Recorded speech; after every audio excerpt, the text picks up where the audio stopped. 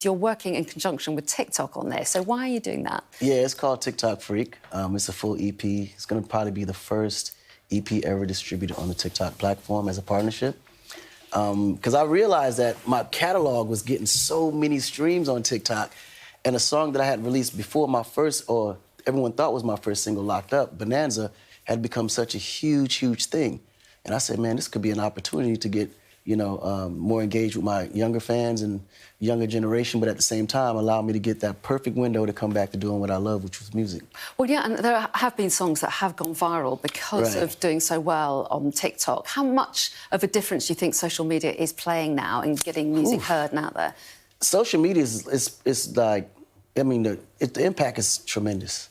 I've never seen anything like it, because I remember back when I was coming up, we literally had to go from radio station to radio station to radio station to club to record store to we literally had to go to every single specific location personally.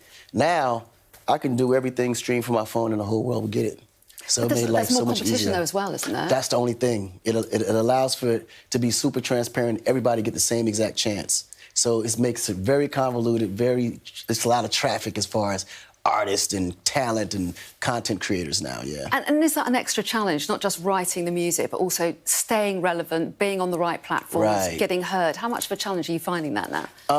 Well, with me, it's not much of a challenge because I've kind of built an audience base before the bang, but I know for a lot of newer artists, it takes a lot longer to get recognized unless you have some kind of marketing, genius around you and understand the way that you just got to be super creative and different. And you've got your own label, haven't you? So you know all about some of those newer acts coming in to the scene. I also use the platform to look for new talent and even find ways to find better and different ways to do things that I've always had love to do for. And yet you've also worked with some incredible established artists as well, haven't you? Eminem, David Guetta. You also worked, of course, with Lady Gaga, didn't you? I mean, and that was way back when. That was, Did you know when you first worked with her just how big she'd be? No, I mean, the moment I saw her and laid eyes on her, I knew she was a star. It was like, whoa, like, who's that? And then when I saw her actually singing in the booth, I was like, she's going to be the future, for sure. And are there many other people that you've had that same experience with? Yes. Oof, man, it's so many. When I go back and think about how many artists that we discovered or worked with, I mean, the list just goes on and on. I think, that was probably my gift here, was to just kind of utilize my celebrity and give other people a chance to actually become who they're truly supposed to be. Can you put your finger on what it is that you look for? Well, me, today, I look for hard workers. Before, I used to just look for good talent. But then I realized that everybody with talent aren't really hard workers. And it takes a lot of work in this business to take it to the next level. So the talent alone won't be able to do it for you. So many things I could talk about with you today. I do want to touch on some of the comments you made about Kanye West, because he's been in the news a lot. A lot of controversies, including a Twitter ban for anti-Semitic comments. He's been banned again by Elon Musk this morning for inciting violence. Wait, Elon banned him? Apparently so. But you've shown some support for him. Why have you done that? Well, because I show support for, opinion. And I think people will always have a specific opinion. And I think the moment we get to the place where we close our minds up to other people's opinion, it kind of doesn't allow us to get to better know each other, better know our mindsets, and more than anything, better know our movements. And I think sometimes we kind of prejudge people from the way that we may see or view things. And I think sometimes we should just open up our minds, let things play all the way out, and better understand the situation so we can have a better solution for it. And I know that you've said you don't agree with his comments, but if they're really offensive, will you still continue to back him? Yeah, because I'm a backer of the right to believe what you want to believe. Now, the day me and him have a conversation, I will give him my point of view on why I disagree. And then he may come back and say, you know what, you're right.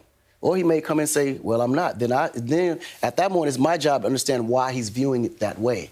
So I think conversation and communication is always the key. But sometimes we block that out, and you never can get anywhere if you're not communicating. So it doesn't trouble you that he makes really offensive comments to many people? Not really, because those comments don't really affect me personally. And I think if everyone takes it that way, then it's different. And if it does affect you personally, then find a way to actually respond in a way to where that conversation can be, reciprocated. Because I think sometimes when someone is offended, they just lash out in defense or lash out to kind of make that person feel the same offense that they felt. And I think, you know, when you take negative and you kind of apply the response negatively back, you can only get negative back. So I think it's really a matter of both sides understanding what it is. Don't take things too personal yet until you understand the situation.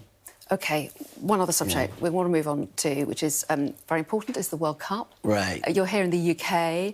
You were born in America, but you spent a lot of your childhood in Senegal. It's a place close to your heart. Right. Who are you going to be supporting on Sunday is my big question. What kind of question is that? Man, we're ready to beat England's butts. I think we've got our answer. So how are you spending your time during the match? I'm putting together a private party. I'm actually in London, so it's going to be interesting because I'm going to probably be the only non-English person in the room, you know. But I think it's going to be all in fun, though. But I believe that Senegal is going to win. I'm predicting 1-0. OK, and still keeping an eye out for the US as well? Oh, yeah, the US is, man, you know what's interesting? I'm so proud of the US because they came so far. Like, within the last 5-10 years, you know, what we call it soccer, obviously, but football has been, like, almost priority. Like, we're selling out stadiums now in major matches in every state in America. So it's like we have a lot to prove this year. OK, well, have fun on Sunday. Absolutely. I would wish you good luck, but maybe not. Anyway, Akon, good to meet you. Thanks very much indeed for coming in. We appreciate it.